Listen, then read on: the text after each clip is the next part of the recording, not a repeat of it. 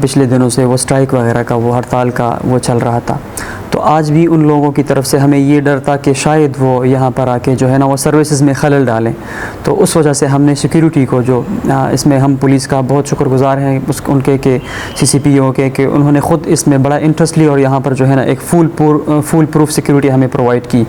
तो एक ये भी है, लेकिन डॉक्टरों की तरफ से कोई आज मतलब रेजिस्टेंस देखने में नहीं आई। OPD हमारी फुली फंक्शनल थी, डॉक्टर सारे बैठे हुए